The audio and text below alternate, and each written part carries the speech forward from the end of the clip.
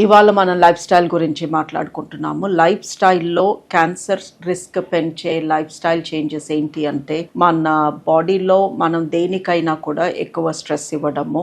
So over ఈటింగ్తో మన intestinal ట్రాక్ట్కి, మన digestive ట్రాక్ట్కి మనం పని ఎక్కువ చెప్తుండొచ్చు.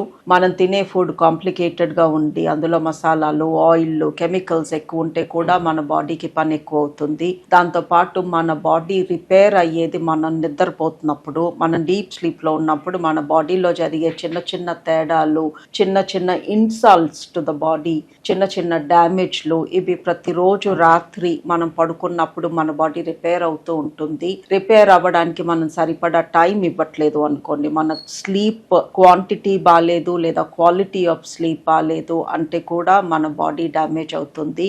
దాంతో పాటు మనలో ఉండే హార్మోన్ లెవెల్స్ కూడా మన క్యాన్సర్ రిస్క్ ని డిపెండ్ చేస్తాయి. బాడీలో కొన్ని ఆర్గన్స్కి హార్మోన్స్ చాలా ఇష్టము, లైక్ రొమ్ము, గర్భాశయము. సో మనలో హార్మోన్ బ్యాలెన్స్ తప్పినప్పుడు ఈ ఆర్గన్స్కి క్యాన్సర్ వచ్చే రిస్క్ ఎక్కువ.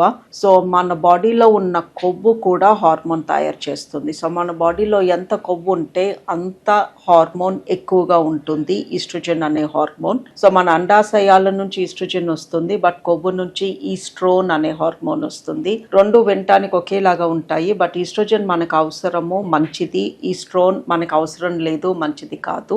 మన బాడీలో ఎంత కొవ్వు ఉంటే అంత ఎక్కువ ఈస్ట్రోన్ ఉంటుంది, అండ్ ఎంత ఎక్కువ ఈస్ట్రోన్ ఉంటే అంత ఎక్కువ క్యాన్సర్ వచ్చే రిస్క్ ఉంటుంది.